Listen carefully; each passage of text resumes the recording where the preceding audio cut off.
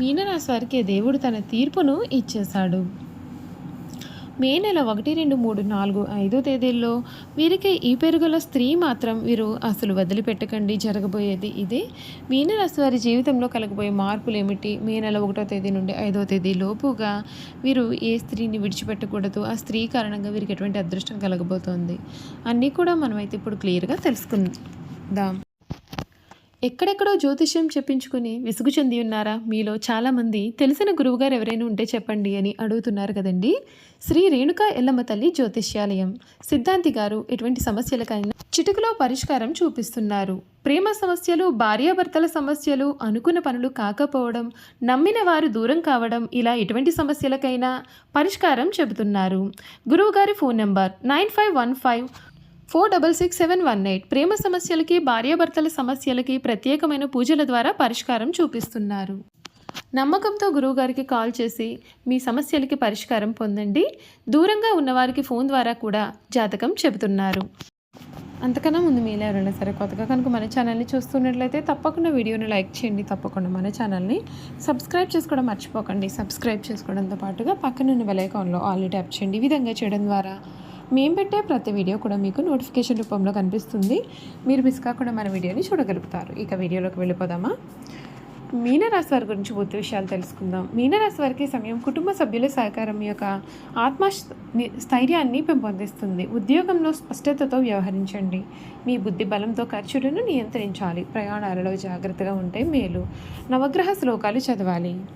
ఈ రాశి వారికి సమయం అవసరాలకు డబ్బు మీ చేతికి అందుతుంది. మీ ప్రయత్నం కూడా చక్కగా ఫలిస్తుంది. ఆర్థికంగా అభివృద్ధి ఉంటుంది. మీ నిజాయితీ మిమ్మల్ని కాపాడుతుంది. ముఖ్యమైన పనులలో శ్రద్ధ పెట్టండి. చెడువుగా ఊహించవద్దు. ఆత్మవిశ్వాసంతో ముందుకు సాగండి. ఉద్యోగంలో అందరితో బాగా మాట్లాడండి. సమయానికి పనులు పూర్తి చేయండి. ఓపికగా ఉండండి. మంచి ప్రయత్నాలు అయితే ఫలిస్తాయి. తొందరపడవద్దు. స్పష్టంగా మాట్లాడండి. వ్యాపారంలో ఇబ్బందులు రాకుండా ప్రయత్నం చేయండి. కుటుంబ సభ్యుల సలహాలు పాటించండి. నవగ్రహ శ్లోకాలు చదవడం కూడా మేలును కలిగిస్తుందని చెప్పడంలో సందేహం లేదు. ఈ మీనరాశికి సంబంధించినటువంటి వారికి సమయం అంతా కూడా అనుకూలత అనేది కనిపిస్తుంది.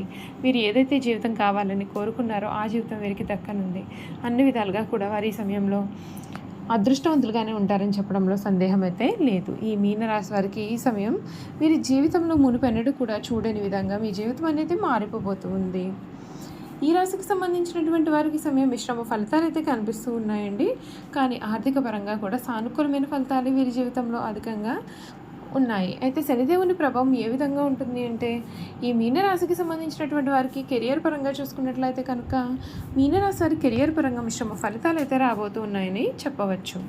మీరు ఉద్యోగం మారేందుకు కూడా ప్రయత్నాలు చేయవచ్చు. ఈ కాలంలో మీరు చాలా ఓపికగా పనిచేయాలి. కొందరు నిరుద్యోగులకు కొత్త ఉద్యోగం గురించి శుభవార్తలు అయితే వినిపిస్తున్నాయి. అయితే మీరు చాలా కష్టపడాల్సి ఉంటుంది. ఈవెంట్ మేనేజ్మెంట్, టెక్నికల్ రంగాలతో అనుబంధం ఉన్నటువంటి వారికి పనిపరంగా మే తర్వాత కాలం చాలా బాగుంటుంది. ఉద్యోగులు విదేశీ ప్రయాణాలు చేసే అవకాశాలు కూడా కనిపిస్తూ ఉన్నాయి. ఈ రాశికి సంబంధించినటువంటి వారికి సమయం అన్ని విధాలుగా కూడా ఆటంకాలు అయితే తొలగిపోతాయి. ఆర్థిక పరంగా కొత్త ఏడాది సానుకూలమైన ఫలితాలు అయితే ఉంటాయి. ఎందుకంటే శుక్రుడు లగ్న స్థానంలో ఉంటాడు. అంతేకాదు సూర్య భగవానుడు లాభస్థానంలో ఉండడం చేత డబ్బు విషయంలో సానుకూలమైన ఫలితాలు ఉంటాయి. బుధుడు 10వ స్థానంలో ఉండే సమయంలో ఆర్థిక పరంగా స్థిరత్వం అనేది ఉంటుంది. ఈ సమయంలో మీరు చాలా డబ్బును కూడా ఆదా చేస్తూ ఉంటారని చెప్పడంలో సందేహం లేదు.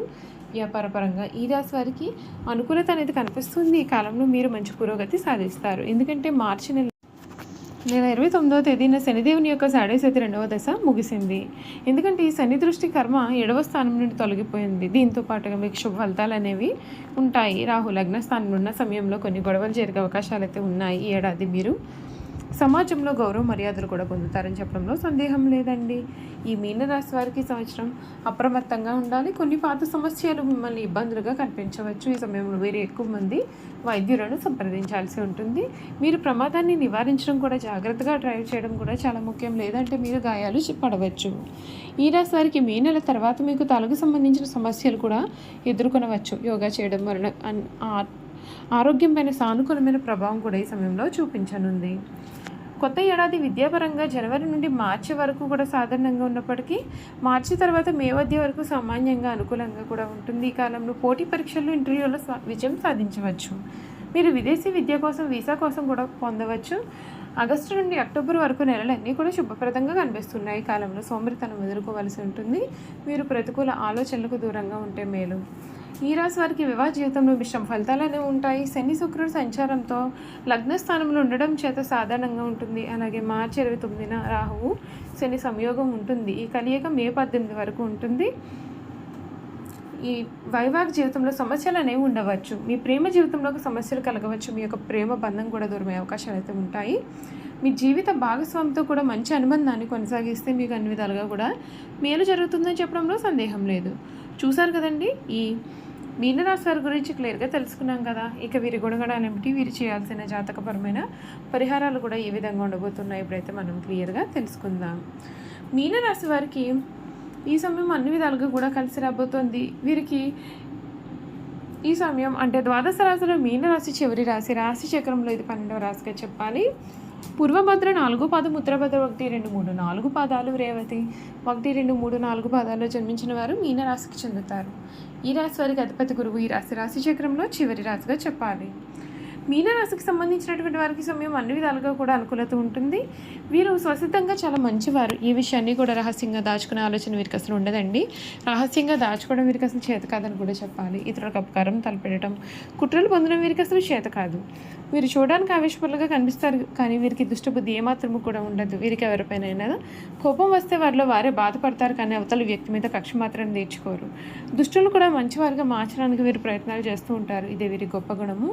ఈ రాశికి సంబంధించినటువంటి వారికి శారీరక అనారోగ్యం కన్నా మానసిక అనారోగ్యం అధికంగా ఉంటుంది. అనేక విషయాల్లో మానసికంగా ఆందోళన చెందుతూ ఉంటారు. శారీరకంగా చాలా దృఢంగా ఉన్నప్పటికీ పనులు చేయడంలో వీరు కంగారు పడుతూ ఉంటారు. పనులను ఎక్కువగా అతివేగంగా చేయడం వల్ల వీరు అలసిపోతూ ఉంటారు. ఈ రాశికి సంబంధించినటువంటి వారికి కళా సాహిత్య రంగాల్లో మంచి ఆసక్తి నిపుణత ఉంటాయి. వంశపారంపర్యంగా లభించిన ఆస్తులు వృద్ధి చేస్తారు. ఇతరుల మాయ మాటల ప్రభావం వీరి మీద చాలా కాలం చూపిస్తుంది. నిదానం అవసరమైన నిదానంగా గ్రహిస్తారు. వంశగౌరవం, మంచితనం చాలా వరకు వీరిని ఆదుకుంటుంది.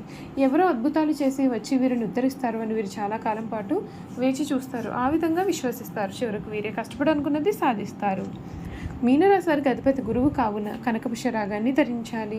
కనకపుష్య రాగాన్ని బంగారంలో చూపుడు వెలుగు ధరించాలి. ఉత్తరభద్ర నక్షత్రానికి అధిపతి శని కావున నీలం ధరిస్తే మేలు. ధరించే ముందుగా మీ జాతకాన్ని జ్యోతిషుడికి చూపించుకుని ఆయన సలహా మేరకు ధరిస్తే మేలు. రేవతి నక్షత్రానికి అధిపతి బుధుడు కావున జాతి పచ్చ ధరిస్తే చాలా మంచిది. జాతి పచ్చని బంగారంలో చిట్టుకుని వెలుగు ధరించాలి. చూసారు కదా, ఈ మీనరాశి వారి గురించి అయితే క్లియర్గా తెలుసుకున్నారు కదండి. ఈ వీడియో కనుక మీకు నచ్చినట్లయితే తప్పకుండా వీడియోని లైక్ చేయండి. తప్పకుండా మన ఛానల్ని సబ్స్క్రైబ్ చేసుకోవడం మర్చిపోకండి. సబ్స్క్రైబ్ చేసుకోవడంతో పాటుగా పక్కన బెల్ ఐకాన్లో ఆన్లీ ట్యాప్ చేయండి. ఈ విధంగా చేయడం ద్వారా మేము పెట్టే ప్రతి వీడియో కూడా మీకు నోటిఫికేషన్ రూపంలో కనిపిస్తుంది. మీరు మిస్ కాకుండా మన వీడియోని చూడగలుగుతారు. అలాగే మీనరాశిలో మీ స్నేహితులు కానీ కుటుంబ సభ్యులు కానీ ఉన్నట్లయితే తప్పకుండా మన వీడియోని వారితో షేర్ చేయడం మర్చిపోకండి. Thank you for watching.